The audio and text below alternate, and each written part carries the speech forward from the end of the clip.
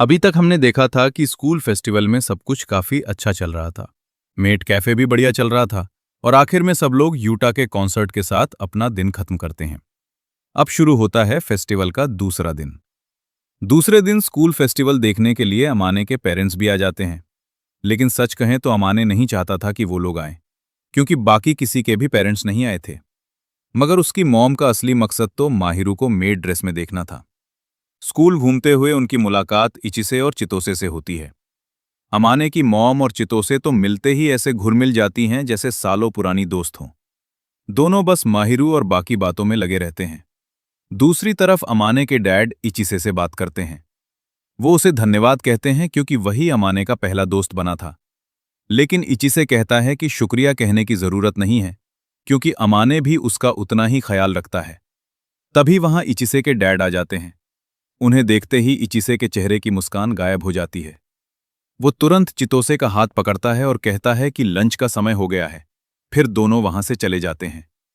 अमाने के पेरेंट्स थोड़ा हैरान हो जाते हैं। अभी तो वो बिल्कुल सामान्य बात कर रहा था, फिर अचानक चला क्यों गया? तभी इचिसे के डैड खुद कहते हैं कि शायद वो मुझे देखकर चला गया। इसके बाद अमाने उन्हें अपने दोस्त के पिता के रूप में परिचय कराता है और दोनों परिवारों के बीच बातचीत शुरू हो जाती है। इचिसे के डैड अमाने की काफी तारीफ करते हैं। वो कहते हैं कि इतनी कम उम्र में इतना समझदार और मैच्योर होना बड़ी बात है। काश उनका बेटा भी ऐसा होता। इस पर अमाने के डैड पूछते हैं कि अगर ऐसा है तो आपका बेटा आपको देखकर भागा क्यों? तब वो बताते हैं कि शायद उसे लगा होगा कि मैं फिर से उसकी गर्लफ्रेंड को कुछ कहूंगा। पहले भी मैं कई बार चितोसे की आलोचना कर चुका हूं, इसलिए शायद वो नहीं चाहता था कि मैं उसके आसपास रहूं, क्योंकि मैं उनके रिश्ते के खिलाफ हूं। इसके बाद इचिसे के डैड माहिरू की तरफ देखते हुए कहते हैं कि शायद आप लोग ऐसा नहीं सोचते, क्योंकि आप लोग तो अपने बेटे की गर्लफ्रेंड के साथ काफी फ्रेंडली हैं। इस पर अमाने की मॉम मुस्कुराकर कहती हैं कि हम ऐसे क्यों नहीं होंगे। माहिरू इतनी अच्छी लड़की है, और वैसे भी आगे चलकर ये हमारी बहू बनने वाली है, तो अभी से इसका ख्याल रखना गलत नहीं है। लेकिन इचिसे के डैड कहते हैं कि यही सबसे बड़ा फर्क है। माहिरू और चितोसे में बहुत अंतर है। माहिरू समझदार है, शालीन है, और उसे पता है कि कैसे व्यवहार करना चाहिए। लेकिन चितोसे वैसी नहीं है। उनके अनुसार वो उनके परिवार का हिस्सा बनने लायक नहीं है और उनके बेटे को गलत दिशा में ले जा रही है।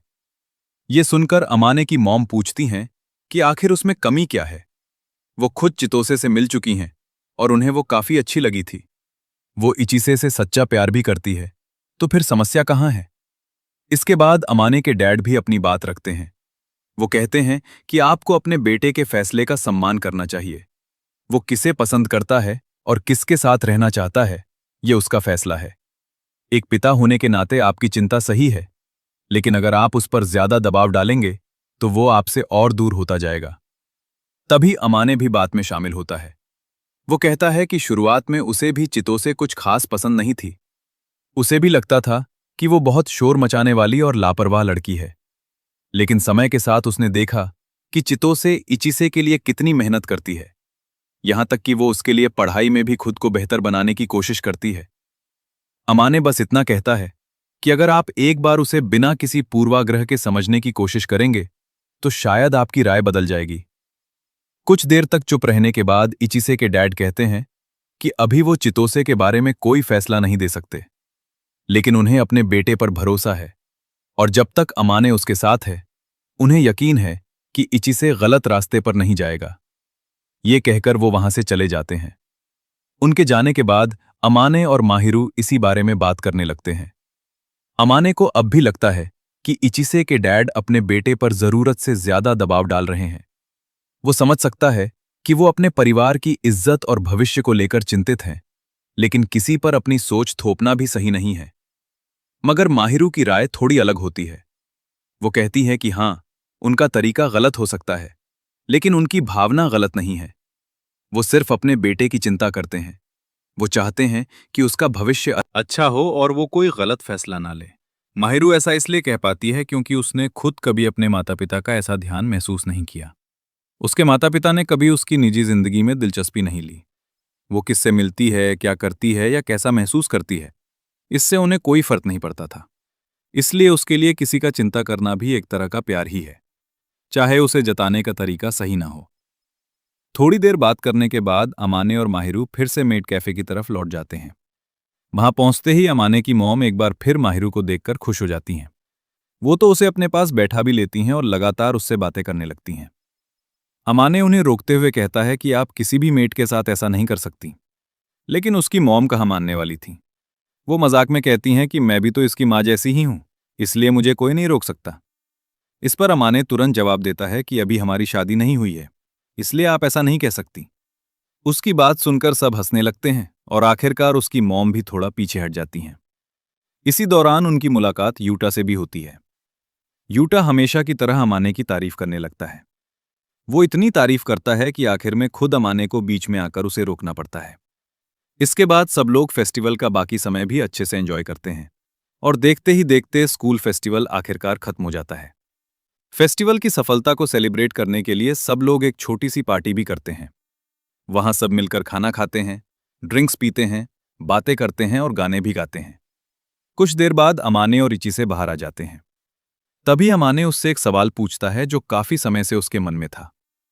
वो कहता है कि आज माहिरू से बात करने के बाद मुझे महसूस हुआ कि तुम्हारे डैड सच में तुम्हारी परवाह करते हैं। लेकिन अगर उन्हें तुम्हारी इतनी चिंता है तो वो तुम्हारी खुशी को क्यों नहीं समझते? मैंने हमेशा तुम्हें यह कहते सुना है कि तुम्हारे पेरेंट्स चितोसे के खिलाफ हैं, लेकिन तुमने कभी इसकी असली वजह नहीं बताई। इस बार इचिसे कुछ देर चुप रहता है। फिर वो फैसला करता है कि अब अमाने को सच्चाई बता देनी चाहिए। वो बताता है कि उसके डैड हमेशा से ऐसे नहीं थे। असल में उसका एक बड़ा भाई था जो उससे लगभग 8 साल बड़ा था।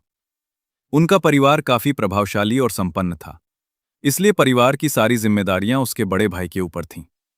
उनके डैड चाहते थे कि उनका बड़ा बेटा भविष्य में परिवार की सारी जिम्मेदारी संभाले। लेकिन फिर उसे एक लड़की से प्यार हो गया। उसने तय किया कि वो अपनी जिंदगी अपनी मर्जी से जीना चाहता है। इसलिए उसने परिवार की उम्मीदों और जिम्मेदारियों को स्वीकार करने से मना कर दिया और अपनी गर्लफ्रेंड के साथ घर छोड़कर चला गया। इस घटना ने उसके डैड को बहुत बड़ा झटका दिया। उनकी नज़र में ऐसा लगा जैसे किसी लड़की ने उनका बेटा उनसे छीन लिया हो। और जब उसका बड़ा भाई चला गया तब परिवार की सारी जिम्मेदारियां इचिसे के कंधों पर आ गईं। उसी दिन से उसके डैड उसके साथ पहले से कहीं ज्यादा सख्त हो गए। इचिसे आगे बताता है कि उसके डैड चाहते थे कि अब वही परिवार का उत्तराधिकारी बने, इसलिए वो उससे हर काम में परफेक्ट होने की उम्मीद रखने लगे। पढ़ाई हो, व्यवहार हो या फिर भविष्य की योजना, हर चीज में उन पर बहुत ज्यादा दबाव था। और जब बात उसकी लव लाइफ की आती थी तब उसके डैड लगभग हर लड़की को मना कर देते थे। चितोसे भी इसका अपवाद नहीं थी। वो हमेशा उसकी बुराई करते थे और उसे इचिसे से दूर रहने के लिए कहते थे। लेकिन इसकी वजह सिर्फ इतनी नहीं थी कि वो चितोसे को पसंद नहीं करते थे। असल में जब इचिसे और चितोसे छोटे थे तब एक घटना हुई थी। उस समय एक लड़की इचिसे को पसंद करती थी, लेकिन इचिसे की दिलचस्पी उसमें नहीं थी। इसी वजह से वो लड़की चितोसे से जलने लगी थी। एक दिन उसने गुस्से में चितोसे को सीढ़ियों से धक्का देने की कोशिश की। चितोसे को बचाने के लिए इचिसे बीच में आ गया और खुद घायल हो गया। उस हादसे में चितोसे की कोई गलती नहीं थी, लेकिन इचिसे के डैड ने उस घटना को अलग नजर से देखा। उन्हें बस इतना याद रहा कि उनके बेटे को चोट लगी थी और उस समय चितोसे वहां मौजूद थी। तब से उनके मन में यह धारणा बैठ गई कि चितोसे उनके बेटे के लिए मुसीबत लेकर आती है। उन्हें लगने लगा कि अगर इचिसे उसके साथ रहा तो भविष्य में भी उसे नुकसान ही होगा। यही वजह थी कि वो शुरू से उनके रिश्ते के खिलाफ रहे। अमाने अब पूरी तरह समझ चुका था कि मामला आखिर है क्या। उसे एहसास हो गया कि इचिसे के डैड चितोसे से नफरत नहीं करते, बल्कि अपने पुराने अनुभवों और डर की वजह से उसे स्वीकार नहीं कर पा रहे। लेकिन इचिसे अमाने से एक वादा भी लेता है। वो कहता है कि ये बात उसने आज तक चितोसे को नहीं बताई है, इसलिए वो नहीं चाहता कि ये बात उसके अलावा किसी और को पता चले। अमाने भी बिना किसी हिचकिचाहट के उससे वादा कर देता है कि वो ये राज किसी को नहीं बताएगा, यहां तक कि माहिरू को भी नहीं। इसके बाद दोनों कुछ देर और बातें करते हैं और फिर अपने अपने घर की तरफ लौट जाते हैं। उधर घर पहुंचने के बाद माहिरू थोड़ा परेशान दिखाई देती है। दिन में हुई कुछ बातों की वजह से उसका मूड पहले जैसा नहीं था। उसे अच्छा नहीं लगता जब दूसरी लड़कियां अमाने के बारे में अलग अलग बातें करती हैं या उसके करीब आने की कोशिश करती हैं। तब अमाने उसे समझाता है कि ऐसी बातों पर ध्यान देने की जरूरत नहीं है। लोग कुछ भी कहते रहेंगे, लेकिन इससे सच्चाई नहीं बदलती। वो माहिरू से कहता है कि चाहे कोई कुछ भी कहे, उसके लिए सबसे खास इंसान वही है। अमाने की ये बात सुनकर माहिरू का मन थोड़ा हल्का हो जाता है। इसके बाद दोनों एक दूसरे के और करीब आ जाते हैं और माहौल पहले जैसा शांत हो जाता है। अब स्कूल फेस्टिवल पूरी तरह खत्म हो चुका था। अमाने के मॉम डैड एक होटल में रुके हुए थे और दूसरी तरफ माहिरू थोड़ी सी जेलस थी, क्योंकि पूरे फेस्टिवल के दौरान काफी लड़कियां अमाने में इंटरेस्ट दिखा रही थीं और ये चीज उसे बिल्कुल भी पसंद नहीं आई। शायद इसी वजह से वो आज उसके कुछ ज्यादा ही क्लोज आ जाती है।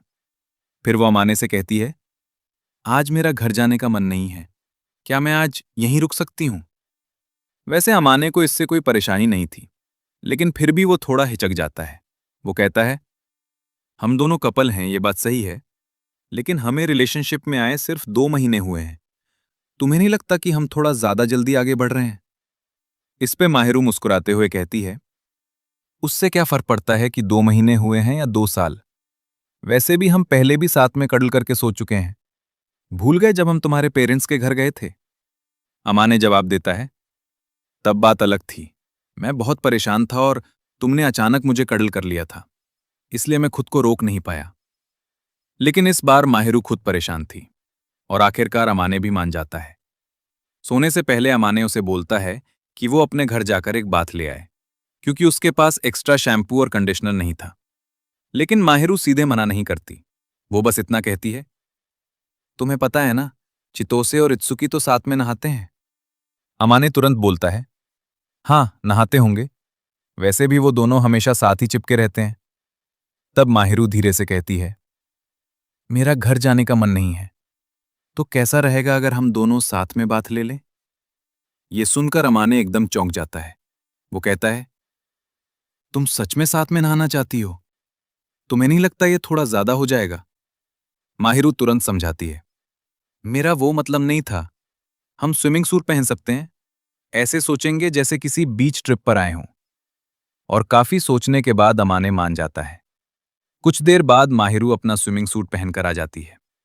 अगर आपको याद हो तो पहले के एपिसोड्स में चितोसे ने बताया था कि उसने माहिरू के लिए एक स्विमिंग सूट खरीदा था।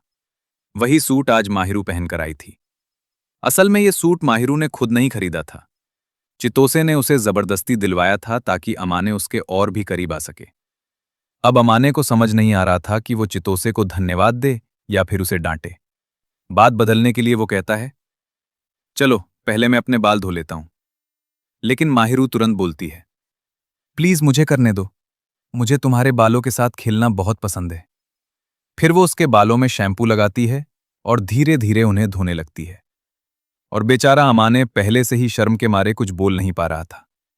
इसके बाद दोनों पुरानी बातें भी याद करने लगते हैं, जैसे वो दिन जब माहिरू के पैर में मोच आई थी और अमाने उसे अपनी पीठ पर उठाकर ले गया था। ऐसी ही कई छोटी छोटी यादों के बारे में बात करते हुए समय निकल जाता है। आखिरकार दोनों बाथटब में आ जाते हैं। तभी मजाक मजाक में माहिरू पूछती है, जब हम यहां से बाहर निकलेंगे तब क्या मुझे एक किस मिलेगी? और सच कहें तो ये सवाल होना भी नहीं चाहिए था, क्योंकि अमाने भला मना क्यों करता। थोड़ी देर बाद दोनों वापस कमरे में आ जाते हैं। सोने से पहले अमाने उस बिल्ली वाले प्लश टॉय के ऊपर एक कपड़ा डाल देता है जो माहिरू ने उसे गिफ्ट किया था। हालांकि वो सिर्फ एक खिलौना था, लेकिन अमाने को अजीब लग रहा था, जैसे वो उन्हें घूर रहा हो।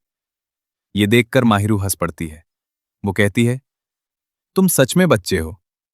लेकिन अमाने भी तुरंत जवाब देता है, मैं बच्चा हूं और तुम तो अभी भी मिस्टर बियर को हक करके सोती हो।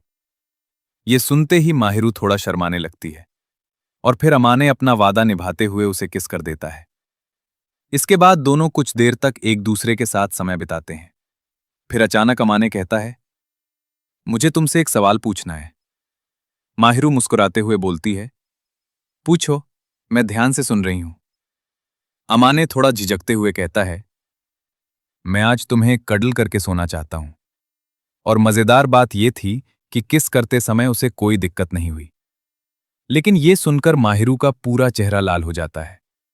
आखिरकार दोनों चैन से सो जाते हैं। अगली सुबह माहिरू हमेशा की तरह जल्दी उठ जाती है और अमाने के लिए नाश्ता तैयार कर देती है। उठने के बाद अमाने को धीरे धीरे याद आने लगता है कि पिछली रात क्या क्या हुआ था।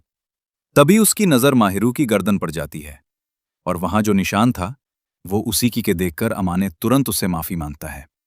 लेकिन तभी उसके मॉम डैड भी आ जाते हैं। अमाने की मॉम आते ही माहिरू से लिपट जाती हैं। वो कहती हैं, पूरा एक दिन हो गया तुम्हें देखे हुए, आज तुम पूरा दिन मेरे साथ रहोगी। अमाने तुरंत बोलता है, उसे परेशान मत कीजिए, अगर ये ज्यादा तंग करें तो आप इन्हें धक्का भी दे सकती हो। लेकिन माहिरू मुस्कुराकर कहती है, मुझे कोई परेशानी नहीं है, मुझे इनके साथ बहुत अच्छा लगता है। ये सुनकर उसकी मॉम गर्व से कहती हैं, देखा, माहिरू कितनी अच्छी बेटी है, इसलिए मुझे वो तुमसे ज्यादा पसंद है। और फिर दोनों घूमने निकल जाती हैं। अब घर में सिर्फ अमाने और उसके डैड बचे थे। तभी उनके डैड उससे कहते हैं, तुम्हारी मॉम जैसी दिखती हैं वैसी है नहीं, अंदर से वो भी काफी अकेली रहती हैं। अमाने को समझ नहीं आता कि वो ऐसा क्यों कह रहे हैं। तब उनके डैड बताते हैं, वो तुमसे बहुत प्यार करती हैं। जब से तुम घर से दूर रहने लगे हो, वो काफी उदास रहने लगी थी। हाँ, अब वो अपनी फीलिंग्स छुपा लेती हैं, लेकिन जब से उन्हें पता चला कि माहिरू जैसी लड़की तुम्हारे साथ है, वो सच में खुश हैं। इसके बाद वो अपनी लव स्टोरी भी बताने लगते हैं। वो कहते हैं कि उनकी और अमाने की मॉम की कहानी भी कुछ हद तक अमाने और माहिरू जैसी ही थी। वो खुद काफी शांत रहते थे और सबसे पहले कन्फेशन उसकी मॉम ने किया था। फिर बात धीरे धीरे शादी तक पहुंच जाती है। उनके डैड उसे समझाते हैं कि भविष्य के बारे में सोचना भी जरूरी है। और तभी अमाने भी पहली बार सीरियसली अपने और माहिरू के फ्यूचर के बारे में सोचने लगता है। वो सोचता है कि स्कूल और कॉलेज खत्म होने के बाद उसे एक अच्छी जॉब ढूंढनी होगी, ताकि वो अपने आने वाले फ्यूचर के लिए तैयारी कर सके। और इन्हीं विचारों के साथ इस एपिसोड का अंत हो जाता है।